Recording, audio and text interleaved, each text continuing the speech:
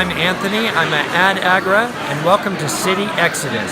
Medical missionary work. Hi, I'm Esther. Maria. Sophia. And welcome to City Exodus. Welcome to City Exodus.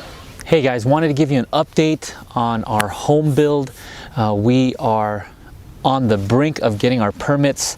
The septic has already been approved. The building permit is what we're waiting on.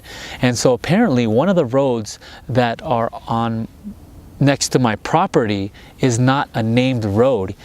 They cannot approve the building permit without a road being named so they can mark it on their map. So the county has asked me that I need to name the road. The cost would be $285. I called the office and right away they gave me a form to fill out. I emailed it to them and I named the road. You want to guess what the name is of the road? We named it Maranatha Way. And not only that, but they are not charging me the $285 for naming that road. Praise the Lord. As far as our health insurance goes, we still have not been approved for the government assisted or Obamacare health care yet for Arizona, for Kim's, for the baby that's coming. We are still here in Nevada for another week or so, and we are going to go to a doctor just to get a checkup to make sure the baby's doing okay. Hopefully by the next checkup within the next month, we can get that insurance approved so we could start going to the doctors in Arizona. God has been bringing all these things to me and has been impressing and convicting me of different things. If you look at previous episodes, I kind of mentioned certain things like the National Sunday Law, and God reminding me that I need to start growing my own food. And so I started thinking of farming and agriculture, and then I started thinking about homeschooling. And as I was looking at the things of what to teach Kale, I started thinking of homeschooling and what subjects do we teach and how do we teach them? How are we supposed to homeschool according to God's way? And with that in mind, with country living, and then with the medical missionary work we've been doing with our self-supporting ministry, with the medical missionary work, all these messages have been coming to me through different studying, and it just seems like God has been amplifying that message. And so when I got that call to go to the Adventist Agricultural Association conference in Texas, I went there with the mentality thinking that I was going to learn how to plant things. And right before I went to the conference, Sister Nicole emailed me about the true education principles, and I started looking it over with Kim, and we started looking at it from not really understanding what was going on. This was right before I went to the conference. Right before the conference, I was also emailed regarding some medical missionary work and a possible ministry out in Zimbabwe by Brother Tommy, and he sent me some information on it, and I was thinking, wow, medical missionary work, all right, where can we get some doctors and some dentists and some nurses? And this is the medical missionary work I'm used to. So country living, medical missionary work, growing your own food, homeschooling, all these messages right before ADAGRA started building up, and it felt like God was just really telling me so much and revealing so much to me. So to be quite honest, when I was told by Uncle Nestor about this ADAGRA conference, or this Adventist Agricultural Association conference, I was thinking to myself like, well, I kind of already know how to garden. I mean, I've planted a fig tree in my backyard. I've planted a tomato tree, a little basil tree. I think I could get by with just that. And so I wasn't really thinking about it. And then as I was getting convicted and hearing this message of growing my own food, another person had mentioned at ADAGRA to me, Brother Eric, all the way from Guatemala, and we had already been kind of fellowshipping a little bit. And Brother Eric, if you're watching, hi to the family, your family in Guatemala. And so as me and Eric had been talking, I mentioned this at ADAGRA, and he said, you have to go. It was a blessing for him to be there a couple years back. And I think that was really the final say as I was praying about it, and I decided to go. And the reason why I wasn't really planning on going is because I realized that it would cost a lot of money to go. But God opened the doors, and Brother Alex, hey Brother Alex, God used him to open the door, and he was able to house me with where he was staying, and he was able to go. So we were able to bunk together and save some money on the trip. And so here I was at ADAGRA, thinking with the mentality I was going to learn how to just garden, plant a few things. So on the first day of ADAGRA, I ended up going to Gardening 101. And Gardening 101, that sounds as basic as it gets. It was a beginner level class.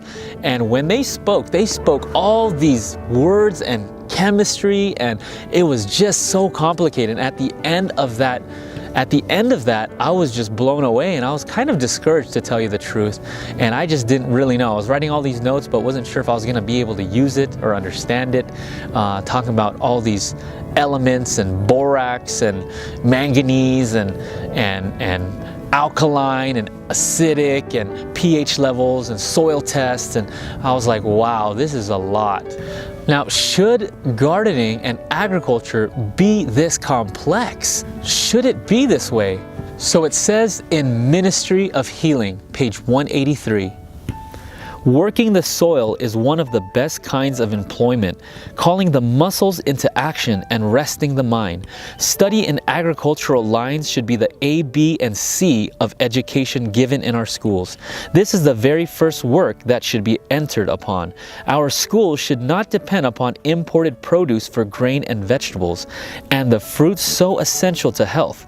Our youth need an education in felling trees and tilling the soil, as well as in literary lines. So it should be like ABCs, but what I was hearing wasn't like ABC. It was more like E equals MC squared. So right after Gardening 101, for some reason I was impressed to text Eric, who told me that if I go, I need to meet this brother there and just meet him. He didn't really say why, but he just said you needed to meet him. And so I remembered his name. I looked at my phone and looked at the text that Brother Eric sent me, and it said, meet Anthony Chaya. And so when I looked for Anthony, I couldn't find him. I said, he's not in the list of speakers here. So I texted Eric, and he said, look for his daughters at a booth. And he described them to me. And so I went to this booth and I met Anthony at the booth. And when I met Anthony, I had told him what I had just experienced and how confusing it was. We had such a great conversation, and he really set the tone for the rest of the conference and my experience. Praise the Lord for answering my prayer. To just tell me why I'm here, why I was here. And so I want you to get what Anthony had told me at the conference. Hello, my name is Anthony Chaya. I'm a farmer in Mena, Arkansas. We have a beautiful country home on some land in the mountains, in the Ouachita Mountains. We have only been on the land for a little less than a year at this point, but we've spent a lot of focused time on planting fruit trees, blueberries, strawberries, and also doing some ministry to the community. But I'm here to share a little bit about my experience and knowledge of moving to the country and how that relates to agriculture and true education. So first of all, what is true education? Education is really the fact that there's true education means there's false education. But instead of focusing on the false, we want to focus on what's true. And so the way we have to do that is to go back to the only one who is good and true, and that's God. And so we look to His system. What did He design in terms of training? And when do we graduate? These are questions that come to mind. God designed men and women to learn of Him in the Garden of Eden. And they were supposed to grow up into a greater and greater understanding of His love, a greater and greater understanding of His character, and how to represent that to each other and be a part of His eternal kingdom. Of course, when sin came, the conditions of our education changed, but they were not fired from their job of tending to the Garden of Eden. They had to leave Eden, but God sent them forth from that garden to till the ground. So He didn't fire them, He just gave them a lesson book that more accurately represented the condition of their heart. one that would bring forth thorns and thistles if left to itself. And it would be a struggle to root out all the rocks and the other things that were needed to come out of the human heart. So ever since that point, nature has mirrored the condition of the human heart.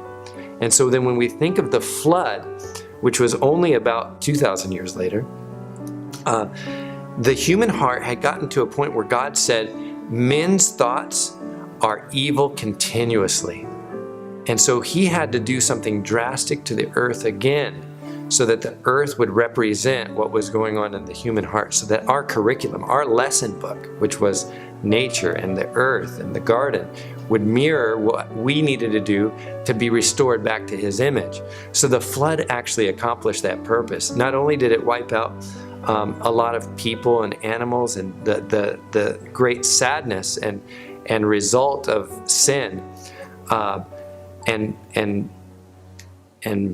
sadly, but in love, put to rest many, because when men's hearts are evil continually, it's actually a very painful thing for anyone to be a part of. Can you imagine living in a family full of people whose thoughts toward you were evil continually? It was mercy to lay them to sleep. But God found Noah and his family, and that they found grace in God's sight, and that God knew that on the other side of the flood, that they would establish and follow his ways.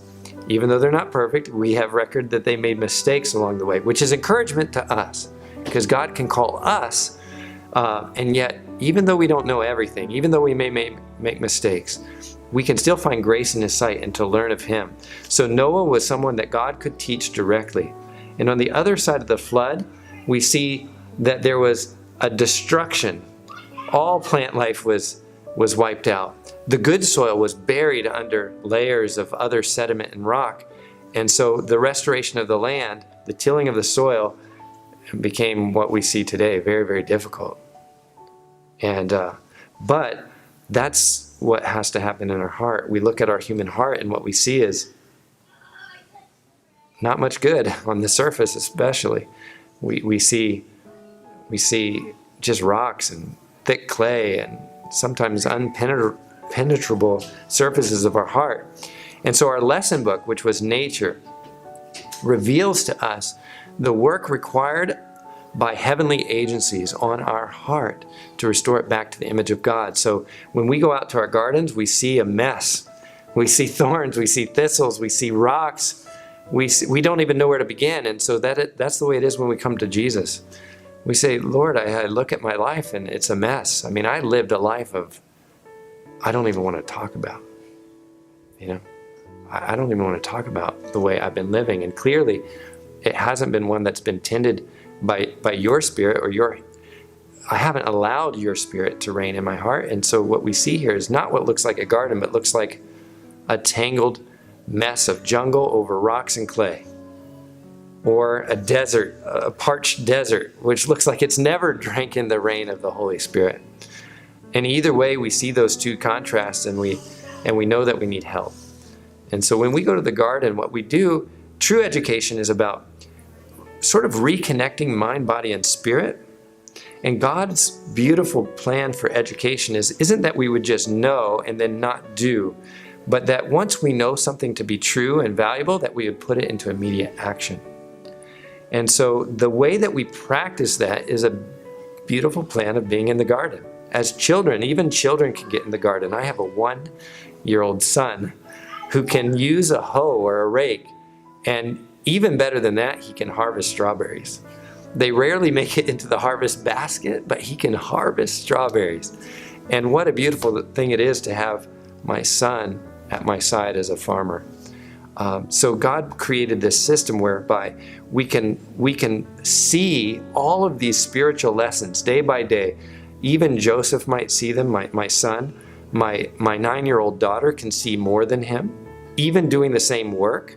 My 12-year-old daughter perceives even more lessons than my 9-year-old daughter, even doing the same work. And then me, as a 42-year-old man, might perceive even more. We're all doing the same work, but we're all learning lessons very specific to to our mental capabilities and to our spiritual walk. So that's part of true education. And the way that we can account for that happening is identifying that God is actually the teacher. He's just using nature. Nature is his representative in the school. So when you're thinking about moving to the country, it's really not just a change of location, it's a change of life. And then when we look at education, we realize, unlike the false education where there's a graduation day, we don't graduate. We don't graduate. We may think, well, when Jesus returns, that's when we graduate from this school. No, that's when we go from this lesson book to a new lesson book. And in heaven, we're going to keep learning of God for eternity and the depths of his love and mercy and his patience with us and his labor to root out those rocks and the thorns and the thistles of our character to prepare us for his eternal kingdom. We're going to learn more and more of what he actually did for us and the sacrifice he made to come down from heaven to this ugly, sinful, thorn-filled world to save us. A place so degraded that his own creation pressed a crown representing authority, a crown of thorns on his head. What humility, what shame, he had to bear on our behalf. But as we go from the city to the country, you're not just changing locations, you're changing life. You're actually entering into the school that Christ had set up for you, back in nature. It may not look like it, and you may not know exactly what you're doing. But I would call you, invite you to search out these two aims in the Bible and the Spirit of prophecy. And those are that God desires for your home to be a little piece of heaven on earth for your whole family. And that heaven on earth will actually form the first school for your children. And if you haven't had true education, it's really maybe your first true school too. But the good thing is you might set your aim for homeschooling, and you need to do that. And you may feel inadequate. Well, if I don't know how to do these things, if I haven't learned in true education, how can I do that for my child? Well, the great thing is you can learn with them. And just set God as your teacher. And try to understand his character. Agriculture creates a beautiful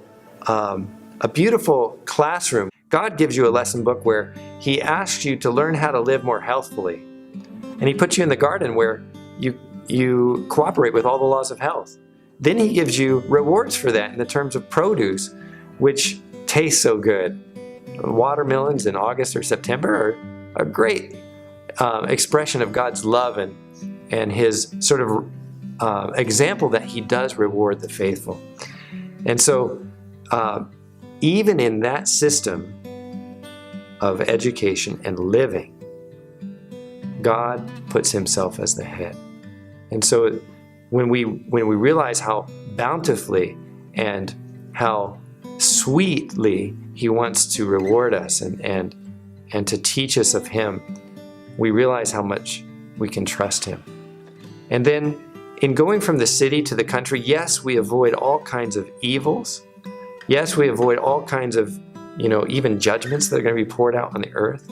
Yes, we avoid all kinds of maybe debt issues or maybe we're taking some risks to go to the country.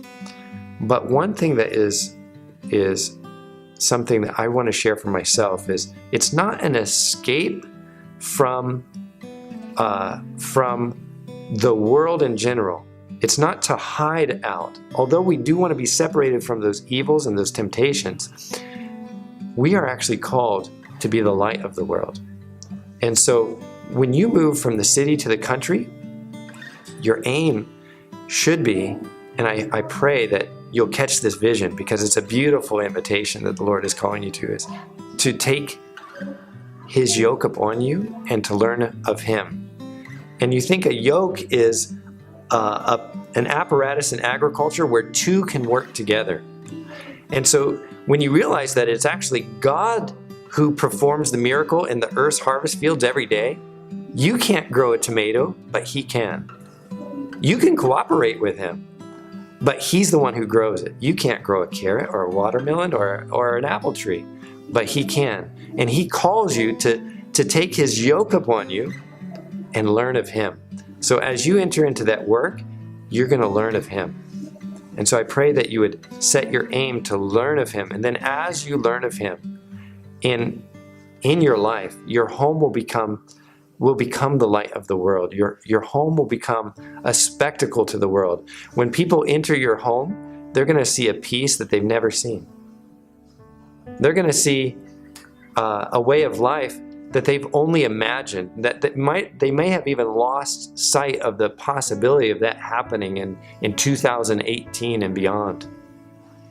But when they see what God has in store, and when they see it living, you might be able to tell them now in words, but that does not have the effect as a living example does.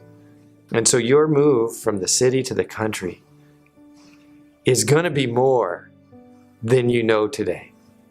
It's going to be more than you know today. So I just pray that you would learn to cooperate with God, enter into that system. If you have questions, I'm going to ask my brother to put my contact information up here so that you can contact me. We do have a family-run ministry, and we focus on really 3 areas: evangelism, education, and medical missionary work. And all of those 3 aspects are built upon a home that does agriculture. So agriculture is just the way of life. It's a system of living. And the overflow of our life becomes both the means of our self-support and also the means of ministry. And if you want to explore that with me, I'd be happy to share with you what I've received freely. I've received freely, so I'll give freely that information. And then I know that you'll see that the Lord has more for you than you expect. So go courageously, go boldly, knowing that the Lord is there. Try not to take the burden that is actually the Lord's. So learn to cooperate with the Lord. Even in your move from the city to the country, it's His will. If you pray, if you learn to have faith, He will come. I believe He will perform miracles on your behalf. Whether it's bringing you into contact with the people who know, whether it's bringing you to the right property at the right time, maybe you're already on the property and He teaches you how to till the land, or how to get your water, or how to meet your neighbor, how to speak words of encouragement to someone who's discouraged. All these things He'll teach you if you seek Him with all your heart. He's promised. So I hope this has been a blessing to you. God bless you. Not only did I learn the significance of growing food, but I also learned the significance of growing kids through agriculture, which is true education. Now this is all tied to country living. In God's plan for Israel, every family had a home on the land with sufficient ground for tilling. Thus were provided both the means and the incentive for a useful, industrious, and self-supporting life. And no devising of men has ever improved upon that plan, to the world's departure from its owing to a large degree the poverty and wretchedness that exists today. There is no better plan that has ever been improved upon than the original plan. No man has ever improved on that plan. So even for today, this plan is the best plan we can have for our lives. It was not God's purpose that people should be crowded into the cities, huddled together in terraces and tenements. In the beginning, He placed our first parents amidst the beautiful sights and sounds He desires us to rejoice in today.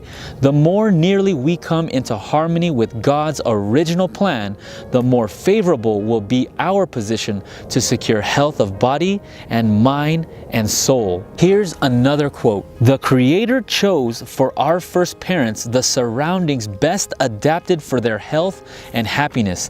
He did not place them in a palace or surround them with the artificial adornments and luxuries that so many today are struggling to obtain. He placed them in close touch with nature and in close communion with the holy ones of heaven.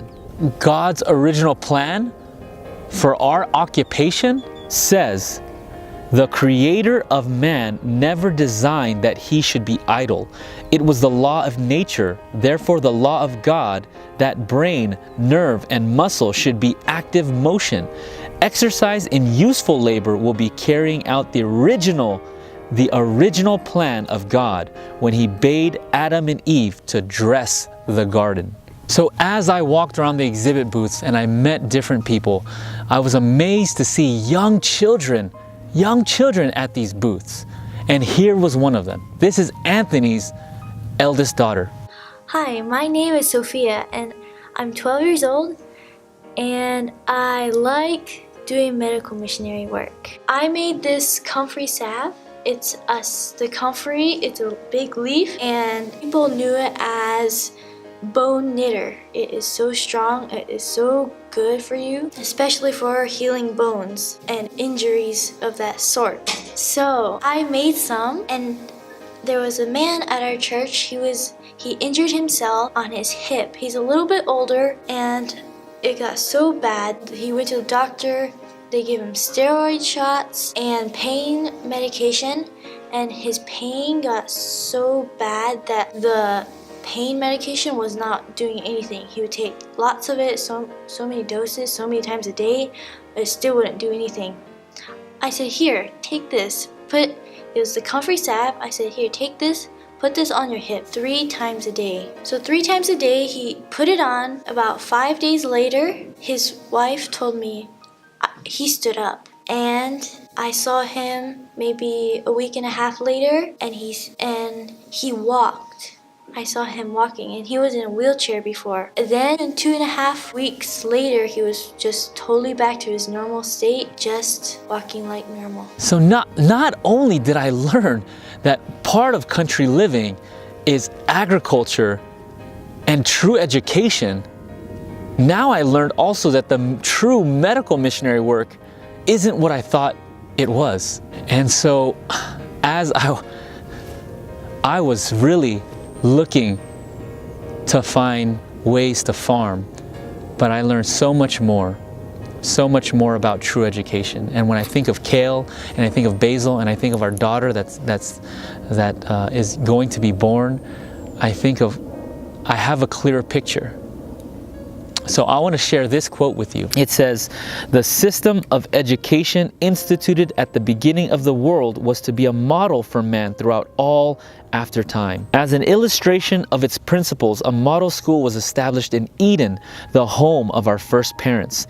The Garden of Eden was the schoolroom, nature was the lesson book, the Creator Himself was the instructor, and the parents of the human family were the students." The conference had eye-opening messages that really pricked my heart. It was truly another answered prayer as I was seeking what I needed to do for all of these messages I had been receiving parts of: true education, country living, agriculture and farming, and medical missionary work. I prayed and He heard my prayer and He educated me. Now, if you want to hear God speak, you got to go to where He's speaking in the Bible. And if you want to walk with God, you got to go where He loves to walk, where He loves to be. And that is in the garden. I hope that you've been encouraged, and I hope that you've been educated, friends, because I know I have. Praise the Lord. Be blessed and be a blessing. Be blessed and be a blessing. Stay tuned for the next episode. We will have testimonies for you.